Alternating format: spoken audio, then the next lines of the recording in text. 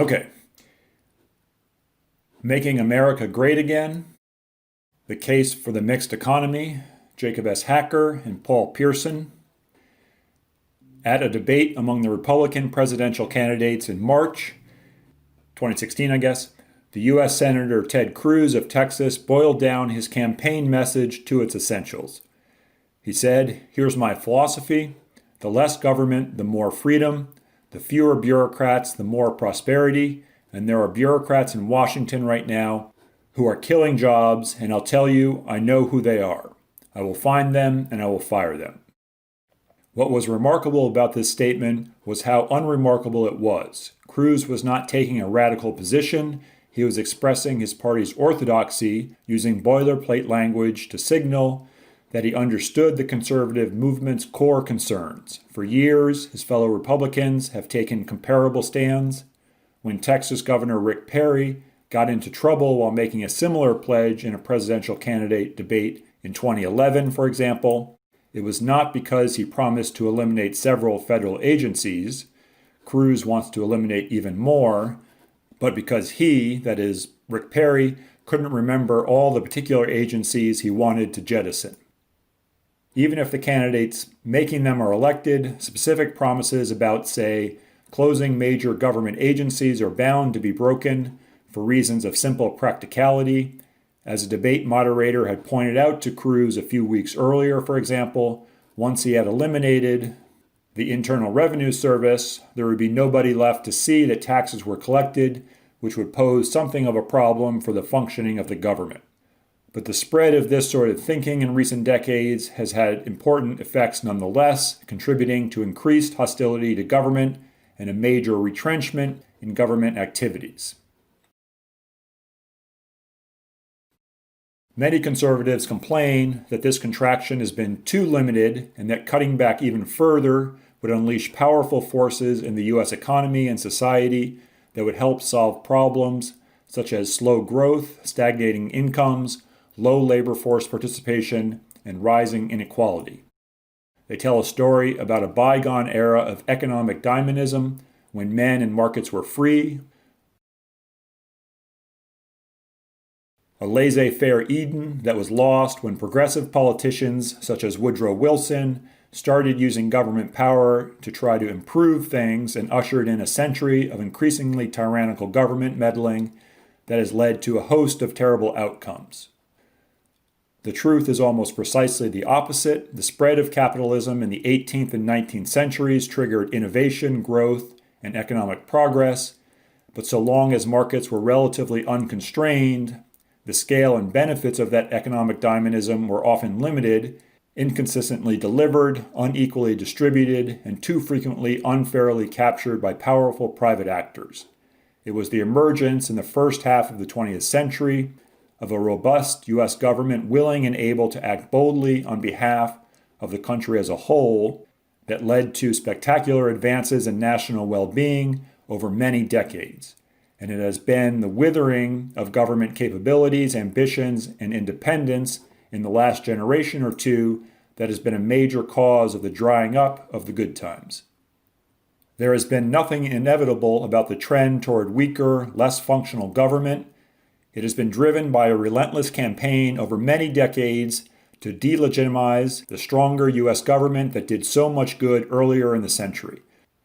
So the trend can be reversed, but it will take an equally persistent campaign in the opposite direction, devoted to reminding Americans of what they once understood so well, that a government capable of rising above narrow private interests and supporting broader public concerns is part of the solution, not the problem. Okay, what Adam Smith understood. Like other advanced democratic nations, the United States has what economists call a mixed economy. In this public-private arrangement, markets play the dominant role in producing and allocating goods and innovating to meet consumer demand. Visionaries such as Apple's Steve Jobs see untapped opportunities to make money by satisfying human wants and then draw on the knowledge and technology around them to produce goods and services for which people are willing to pay. Alongside companies such as Apple, however, government plays a dominant or vital role in the many areas where markets fall short. As the economist Mariana Mazzucato has documented, if you look inside that iPhone, you'll find that most of its major components, the GPS, the lithium-ion batteries, cellular technology, touchscreen and LCD displays, internet connectivity, rest on research that was publicly funded or even directly carried out by government agencies. Jobs and his creative team transformed all this into something uniquely valuable, but they couldn't have done it without the US government's huge investments in technical knowledge. Knowledge that all companies can use and thus none has a strong incentive to produce. That knowledge is embodied not just in science and technology, but also in a skilled workforce that government fosters directly and indirectly through K-12 schools, loans for higher education, and the provision of social supports that encourage beneficial risk-taking. And even if government had played no role in seeding or enabling Apple's products, it would still be responsible for much of the economic and physical infrastructure, from national monetary policy to local roads on which the California tech giant relies. Of course, affluent democracies differ in the exact form that this public-private mix takes, and not all mixes are equally effective. Public policies don't always foster prosperity. Those within government can hurt rather than harness the market, distributing favors to narrow interest groups or constraining economic dynamism in ways that stifle growth. No less important, though more neglected, they can fail to respond to problems in the market that could and should be addressed by effective public action, hindering growth through omission rather than commission. That is, hindering growth through not doing anything rather than doing something. Commission. For all of this, however, no country has risen to broad prosperity without complementing private markets with an extensive array of core functions that rest on public authority. Without, that is, a mixed economy. That markets fall short under certain conditions has been known for centuries. In the 18th century, Adam Smith wrote enthusiastically about the invisible hand of market allocation. Okay, so if you don't know, the idea here is, ideally, in a perfect market, we have people manufacturing products and selling products on the one hand, and then on the other hand, we have people who need and want and will buy certain products. So when we bring together people who can produce and sell products and people who will buy them, then just that mixture, without anything else, will produce the right products at the best possible price. So the invisible hand there is the market bringing about those products that people want at the best possible price. Yet Adam Smith also identified many cases in which rational actors pursuing their own self-interest produced bad outcomes: underinvestment in education, financial instability, insufficient infrastructure, unchecked monopolies. Economists have been building on these insights ever since to explain when and why markets stumble and how the visible hand of government can make the invisible hand more effective. The visible hand, that is, the government acting in certain ways, is needed, for example, to provide collective goods that markets won't provide, such as education, infrastructure, courts, and basic scientific research. Government is needed to reduce negative spillover costs that market participants don't fully bear, such as pollution, to encourage positive spillover benefits that such parties don't take fully into account, such as valuable shared knowledge, to regulate the market to protect consumers and investors from corporate predation that is being preyed upon, and from their own myopic behavior, that is, short-sighted behavior, and to provide or require insurance against medical and retirement costs, and to soften the business cycle and to reduce the risks of financial crises. The political economist Charles Lindblom once described markets as being like fingers, nimble and dexterous. Governments, with their capacity to exercise authority, are like thumbs, powerful but lacking subtlety and flexibility. The invisible hand is all fingers. The visible hand is all thumbs. One wouldn't want to be all thumbs, of course, but one wouldn't want to be all fingers either. Thumbs provide countervailing power, constraint, and adjustment to get the best out of those nimble fingers. To achieve this potential requires not just an appropriate division of labor, but also a healthy balance of power. Markets give rise to resourceful economic actors who want government to favor them. Absent measures to blunt their political edge, their demands will drown out the voices of consumers, workers, and concerned citizens.